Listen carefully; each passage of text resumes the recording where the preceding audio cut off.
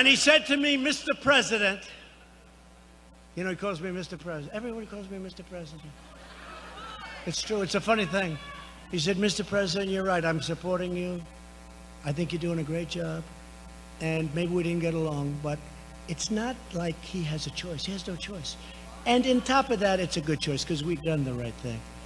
And it is funny, you know, with the name Mr. President. So I have friends, really good friends. And they've always called me Don, Donald, DJ. They call me anything, right?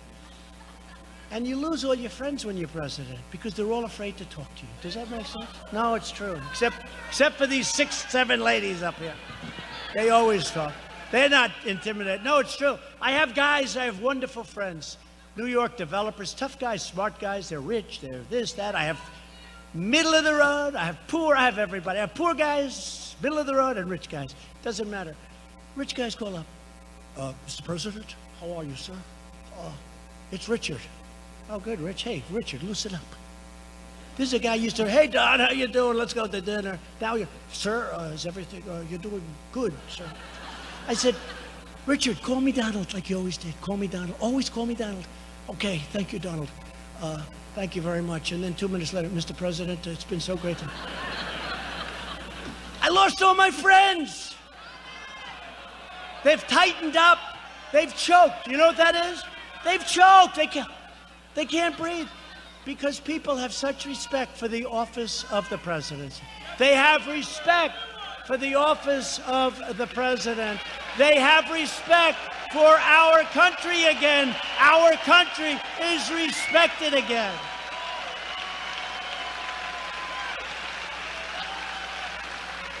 We've confirmed more than 125 federal judges to apply the law as written, including 2 Supreme Court justices, Neil Gorsuch and Brett Kavanaugh.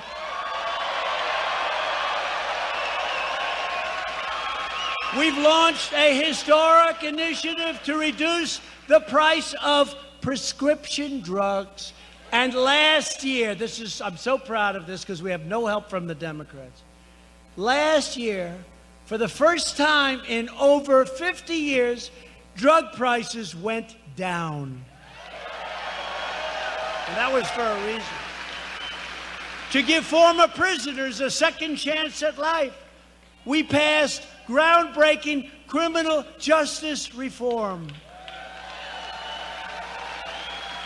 It's a big thing. You know, prisoners, they've got out of jail and they never had an economy like this, and we did a lot of things. Because they get out of jail, they don't have a chance. They always go back, most of the time.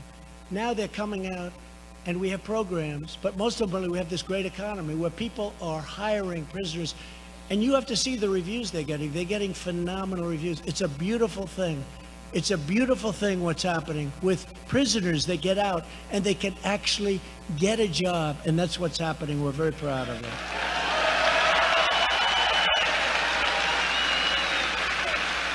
We're expanding opportunity zones so that no American is left behind. It's one of the great successes, the opportunity zones. Nobody talks about it. It's one of the great successes. And thanks to our pledge to America's workers, private sector partners will provide apprenticeships and job training to 9 million Americans. Isn't that nice?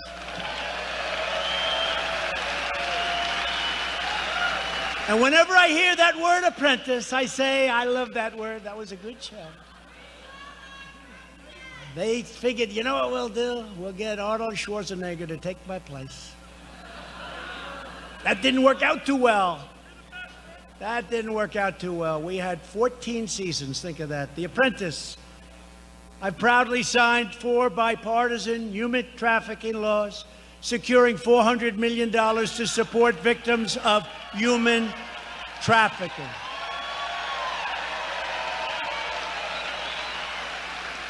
And we have secured, soon to be 3 years, record funding for our military. We want to cut budgets, but this is beyond budget. I withdrew the United States from the horrible, one-sided, disgusting Iran nuclear deal, and Iran is a different country today than it was. My administration proudly recognized the true capital of Israel, and opened the American embassy in Jerusalem.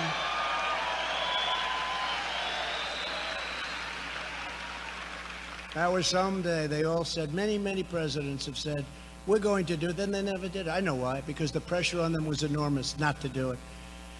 And then on top of it, a couple of months ago, I just approved the Golan Heights for Israel. The Golan Heights. Another thing. 52 years they tried to do that. They didn't get it done. So we're doing good. We also recognize the legitimate government of Venezuela, and we condemn those that want to stop freedom in that country and other countries. Tonight, we renew our resolve that America will never be a socialist country, will never, ever be a socialist country. It just won't happen. A vote for any Democrat in 2020 is a vote for the rise of radical socialism and the destruction of the American dream. Frankly, the destruction of our country. That's what's going to happen. Take a look around. Their party is afflicted with an ideological sickness that protects foreign borders, but refuses to protect our own borders. Think of it. They fight all over the world. A lot of those people are coming back home, folks. They're coming back home a lot. We defeated ISIS, you know, the caliphate in Syria. We're bringing our soldiers back home. ISIS does not like me too much, but I came here and it was a mess. It was a mess. And I met with generals. General, believe it or not, one general, his name is Raisin. I said, what's your name? Sir. This guy's like out of a movie. Sir. What, she's going to be famous after this, but who cares? What's your name? They go, sir, my name is Raisin. I said, Raisin? Like, you mean a little raisin? Yes, sir. It's my name. That's what they call it. What's your last name? Kane. I said, you mean your name is Raisin Kane? You got to be... I said, Raisin Kane, you're my kind of general. Let me talk to you, Raisin Kane. Get over here. And my previous generals said, it's going to be a long time before we take out the caliphate. I said to Raisin Kane and a couple of other generals that were there, these guys are central casting, like from a movie, except better. They're stronger, bigger, tougher, meaner, and actually better looking in a certain way. But they're like from a movie. There's nobody in Hollywood plays a role like this. I said, generals, I've been told it's going to take a year, 2 years to get 100%. Remember, I wanted to pull them out. We're down to 1%. Everyone went crazy. Explain that one. But they said it was going to take a long time. I said to Raisin Kane and the other generals, General, how long can it take? They said, sir, 1 month. I said, what? We're going to hit him from the front. We're going to hit him from the back. We're going to hit him from the side, sir. We're going to hit them like they never got hit before. We were never allowed to do this, sir. Yeah. And we're not just going to hit them from our temporary base in Syria, sir. We're going to hit them from Iraq. We're going to hit them from places that they never knew existed, sir. They'll be hit so goddamn hard, sir. They will be, thank you very much. Very shortly, very, very shortly, it was over. We had 100% of the caliphate. And these people were screwing around for years. Obama, President Obama. My generals did a great job. I flew there. I flew to Iraq, remember? I'm in Air Force One. And they notified me, sir, we're 45 minutes out, sir. We have to close all windows. We have to turn off all lights in the plane, sir. All windows, all lights have to be off, sir. We're turning off the lights outside and the runway lights, sir. They're going to be at a very dim, frankly, if you're not a 30-year-old pilot, you can't see them. Because I went there, I said, I don't see any light, pilot, as we're landing. I said, I don't see. And then I thought to myself, think of it. We've spent almost $8 trillion in the Middle East, and we got to turn off the lights of an airplane to land. How bad is that? They didn't do their job. We did our job. And the military did their job. But we fight to sort of just keep going. We don't fight to win. I fight to win. I fight to win.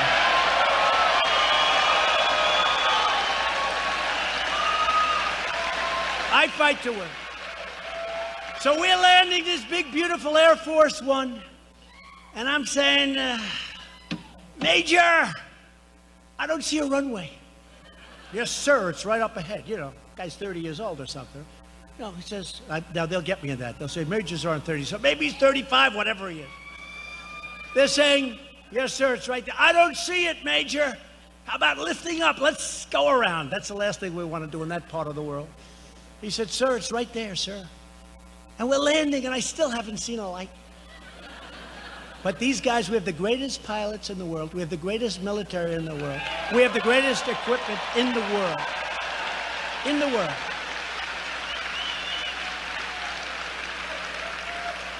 So you must never forget the 2020 election is all about one thing, you. It's about you. It's about your family. It's about your future and the fate of your beautiful, loving country, and that's what it is. We begin our North Carolina campaign with the best record, the best results, the best agenda, and the only positive vision for our nation's future. We love our nation. Our nation is great today.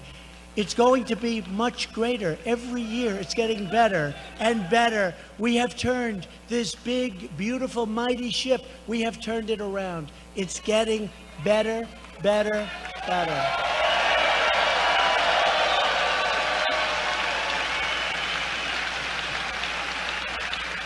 Together, we will continue unleashing the power of American enterprise, so every American can know the dignity of work and the pride of a paycheck.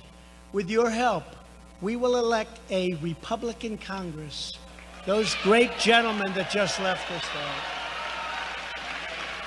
to create a safe, modern, fair, and lawful system of immigration.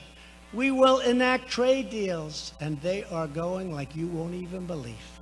That doesn't mean the other countries are thrilled with me. There was a recent poll. Germany likes Obama better than Trump. A lot better. I said, of course, because I'm making them pay their bills. I'm saying you gotta pay. I say, Angela, you gotta pay, Angela. Obama would go in, make a speech, leave. I go in, make a speech. I say, let me speak to Angela. Angela, you got to pay your bills. You're way behind. So I would think that they should. They should all like it. When you hear they like me better, I'm not doing my job. Good. I'm not doing my job. They did a poll on one of these networks, and there was a Donald Trump is not liked in Europe nearly as much as President Obama. I said, or President Bush, or anybody. Or anybody. In fact, I'm disliked, but actually they respect us. That's more important. Look at that beautiful baby. Look at that beautiful baby. Wow, what a baby. What a baby. That is a beautiful baby. That's like from an advertisement. Perfect. Look how happy that baby is. So beautiful. Thank you, darling. That's really nice. So it's a great thing. Is that your husband? That's a great thing. Thank you. Congratulations, husband. Man. What a picture. Well, we're going to have the country all set for your child, okay? All set. Because that's what it's about.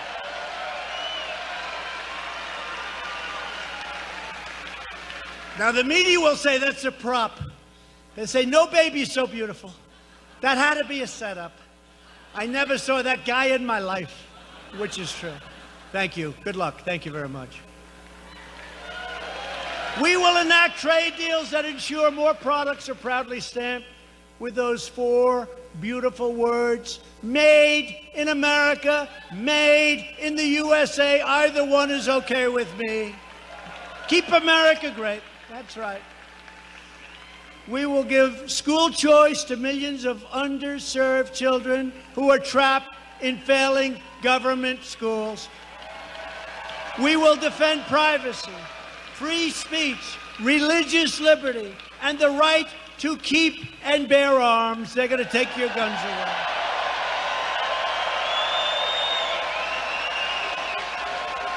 And above all, we will never stop fighting for the values that bind us together as one great nation, as one America. It's one America.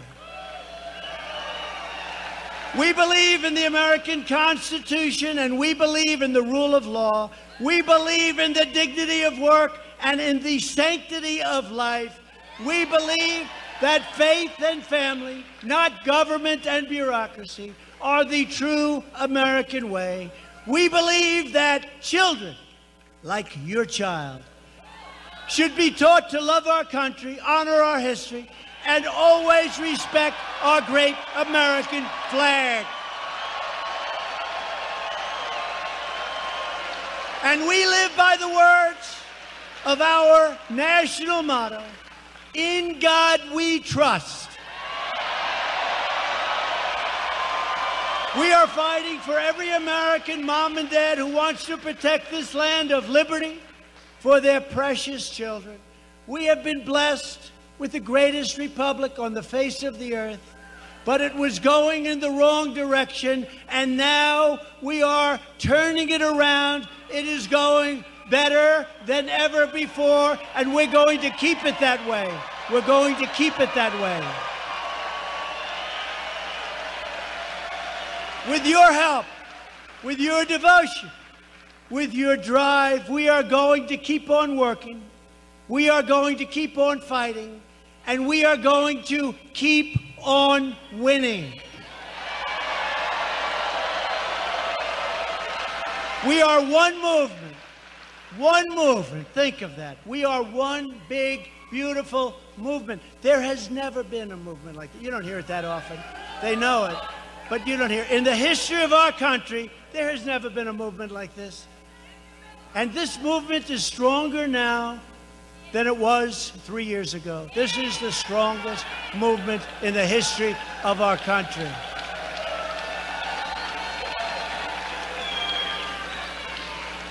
But we're one movement, we're one people, one family, and one glorious nation under God.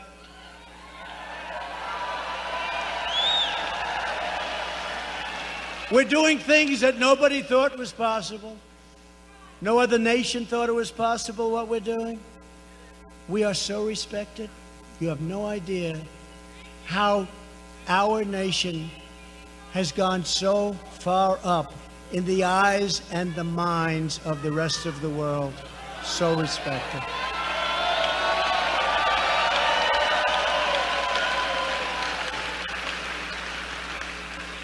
Because together, we will make America wealthy again.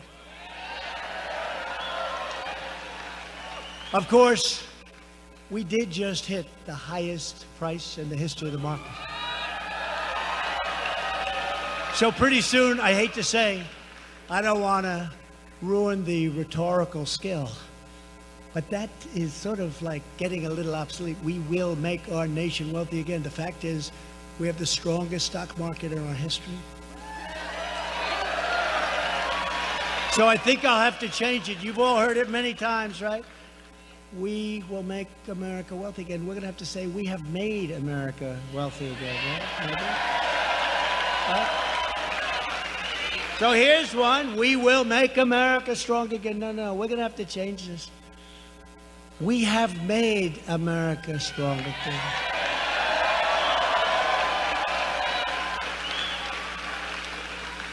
And just so you know, we have made America great again, right? We have made America great. It's not we will make. You know the story. Keep America great. It's very, look, how do you give up MAGA? How do you give up MAGA? Make America great again, but we've done that. Can you imagine if Keep America Great didn't work? I have the greatest phrase probably in the history of politics in this country. Look at her beautiful hat. It looks very good on you. But look at this. Look at those beautiful hats. But, make America great again, but we've done that. So we're going to keep it around because I cannot just out of my heart, the love of that expression, that phrase. It's a great phrase. But our new phrase for the 2020 campaign is Keep America Great. Thank you, North Carolina. Thank you. Thank you.